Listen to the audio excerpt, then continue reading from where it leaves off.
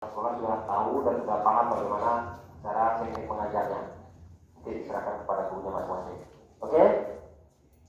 Kita akan panjang, tapi awal kita lihat dari end fokus ya. In fokus atau end fokus? Ini ya.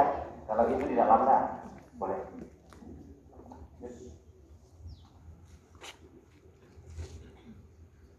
Jadi lalu lintas ini adalah nomor 1 di dunia dan bahkan di Indonesia khususnya angka kematian paling tinggi.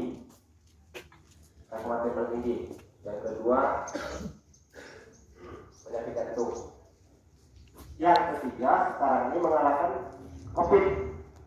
Nah, jadi sekarang fatalitas sudah dikalahkan oleh COVID, tingkat kematian. Tuh.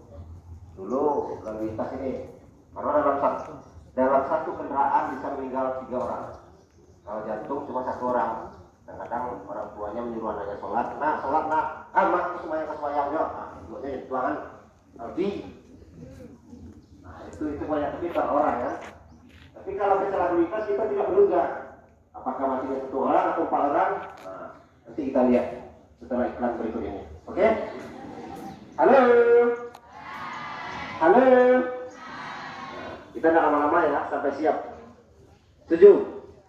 Karena sesi kedua ada.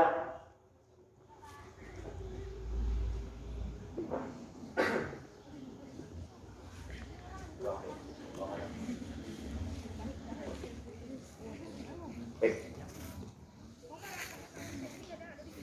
Ya kita perhatikan, nampak yang ujung sana? Halo. Yang ujung sana nampak? Ngantuk? Ngantuk?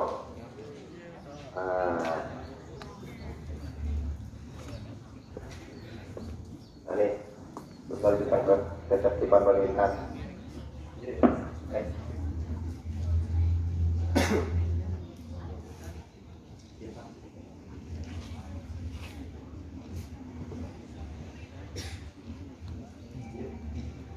Nah ini lalu lintas menempati peringkat pertama. Kan yang saya sampaikan tadi, peringkat pertama menjabat kematian di Indonesia. Nah, per tahunnya 36.000 jiwa atau 90% nyawa manusia setiap hari melayang di sia-sia. Terus kerugian material, nah itu untuk per tahunnya 40 triliun. Gimana uangnya 40 triliun ya? Nah, belajar bisa dipikirkan. Angka kematiannya akibat kecelakaan lintas berjalan paralel dengan kemakmuran suatu negara. Ya, kita karena waktu singkat kita baca aja ya. Sebenarnya banyak yang disampaikan tapi karena waktunya nih. Oke, lanjut. Nah, ini penyebab kecelakaan tadi merupakan interaksi dari beberapa faktor yang sistem lalu lintas jalan, baik faktor ruang pengendali putih itu jalan. Terus nah, ini dia saya sampaikan tadi, kecelakaan itu adalah tingkat pertama di dunia atau di Indonesia tentang kematian. Misalkan karena perilaku warga tersendiri, keluarga manusia. Nah, ini namanya human. Human itu apa ya? Human error. Error apa? Error black. Nah, ini gara-gara manusianya. 91% angka kematiannya. Kemudian faktor kendaraan. Ada kendaraannya, bannya ada lecet, ada botak, pasamonya kapanu, masih dilarikannya pakai jual, itu akibatnya kan. Kemudian yang ketiga faktor jalan. Jalan berlubang, anaknya indah lubang kerojuk pas masuk ke lubang, nah, akhirnya mati. Nah, itu yang kedua, ayat yang keempatnya 1% faktor lingkungan. Lingkungan mungkin dari cuaca, udah jelas cuacanya panas, kita paksakan juga berkendaraan. Dan termasuk juga hujan, jalan licin dipaksakan juga. Nah, jadi tinggal terjadi kecelakaan. Lanjut. Nah, ini contohnya. Ini yang memaksakan kehendak dan tidak mau sabar dalam berkendaraan lalu lintas. Nah ini, siapa yang mau nyusul? Ada yang mau? Sekarang 50 juta. 50 juta sekarang asuransinya. Ada? Bang Nur. Bisa? Ada. Nah, ini contoh kecelakaan. Anak sekolah itu.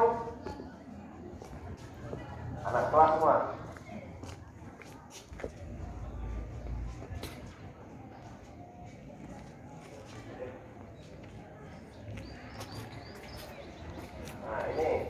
kecelakaan di Medan, 7 orang meninggal. Makanya kecelakaan lintas ini adalah tingkat pertama kematian manusia di Indonesia. Nah, itu contohnya. Nampak ya? Enggak. Silau.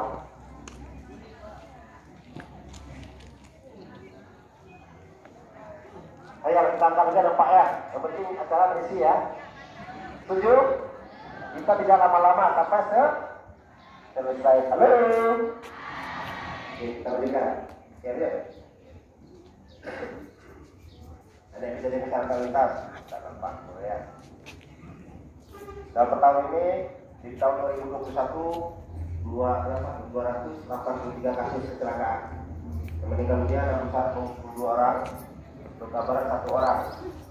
Kerugian material 456.950.000. Nah, ini kerugian material. Betul. Nah, ini ada talakannya tadi. Kejadian 224. ND itu bukan meninggal, tapi meninggal dunia ya. Meninggal dunianya 62. LP-nya itu luka berat, LR luka ringan. Cuma kerugiannya tadi saya sampaikan. Aja. Nah, ini datanya. Yang paling banyak di situ, nah, kita lihat pelajar dengan mahasiswa 315. Berarti macam-macam mereka lebih mahasiswa ya. Ini yang banyak bu. Yang lain seperti ya. Ada yang mau itu? Nah, sama, saya juga nggak mau. Lanjut. Nah itu kendaraan rodol, kenapa racing? Nah, dipaksakan 2 kendaraan. Jur. Lanjut. Nah ini pelanggarannya.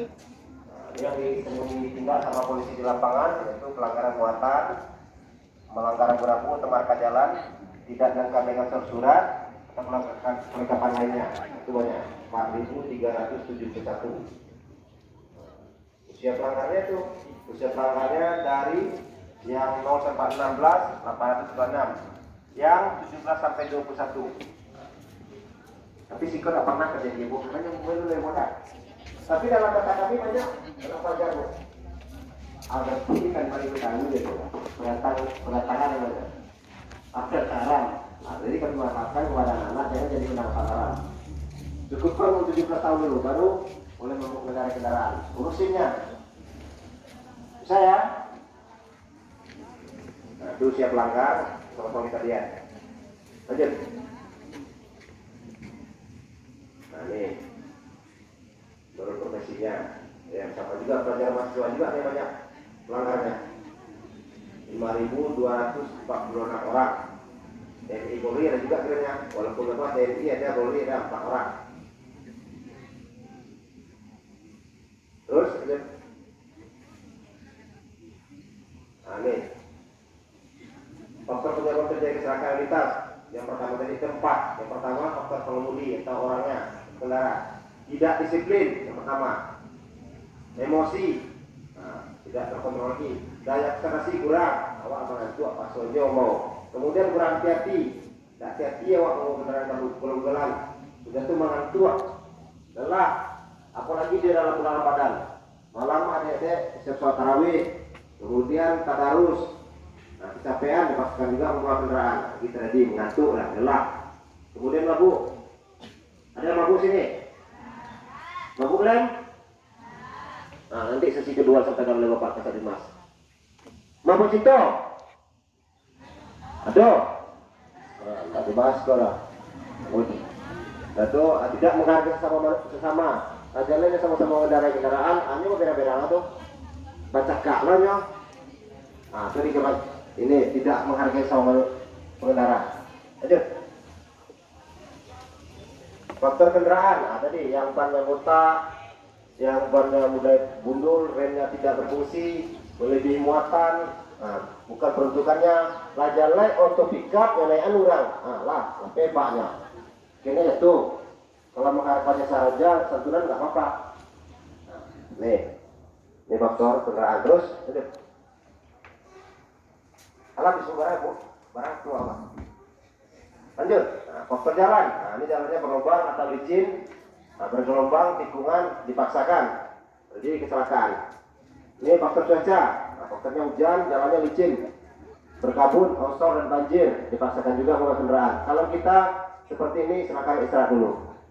Istirahatkan, nah, jangan dilaksanakan perjalanannya. Lanjut. Nah, ini berdasarkan undang-undangnya. Ini yang mengikat kita semua. Undang-undang berhubungan dengan lalu lintas yaitu Undang-Undang Nomor 22 Tahun 2009. Nanti di buku panduan pendidikan lalu lintas akan disampaikan oleh gurunya di kelas masing-masing.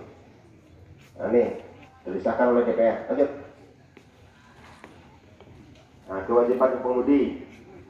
Nah, kita belum ada pengemudi ya. Lanjut.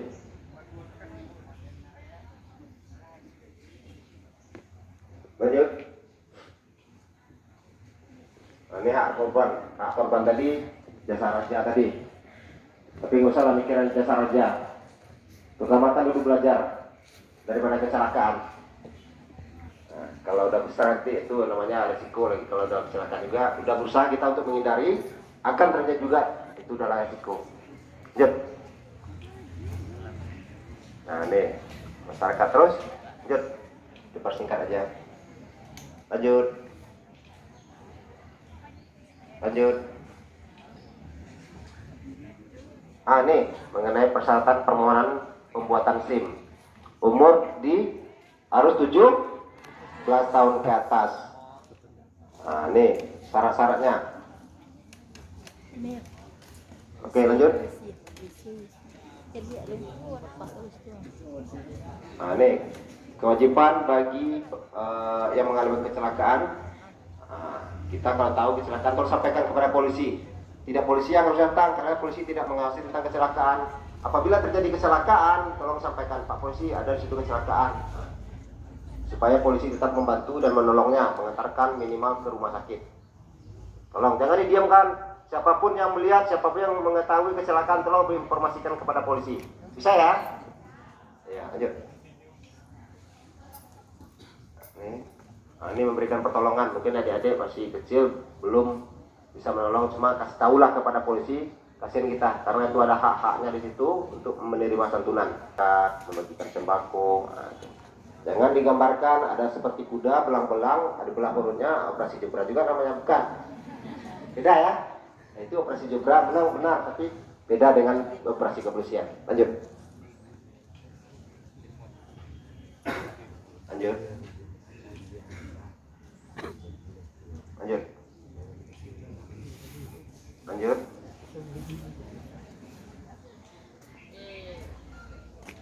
Lanjut.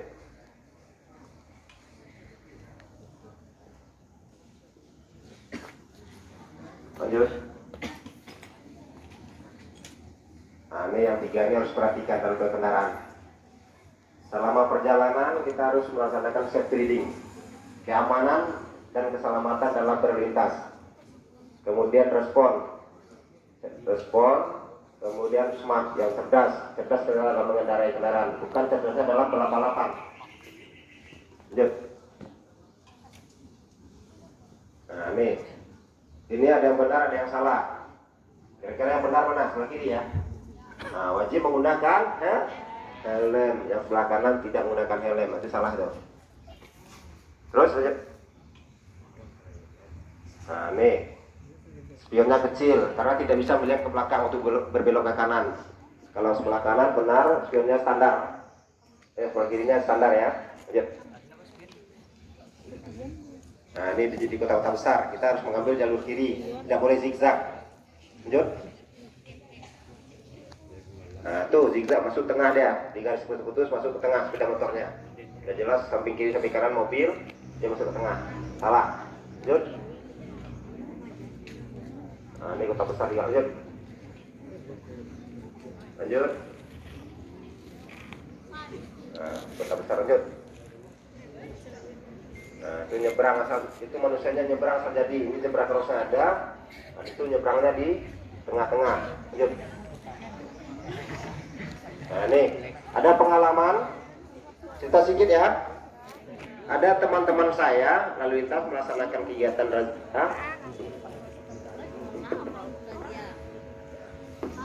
Halo, teman. Ada anak sekolah berboncengan 3, berarti orangnya 3 di atas sepeda motor. Di stop dengan polisi yang pertama, dia tidak berhenti. Akhirnya berhenti yang ketiga, 1, 2 dilewati. Terus, stop. Kenapa tidak berhenti? Kita takut pak. Kenapa? Apa masalahnya? Kami bertiga pak. Jadi kalau bertiga kenapa? Takut bapak naik lagi, nanti jadi berempat. Ya boleh ya. Itu lebih salah lagi. Nah itu pengalaman juga, betul?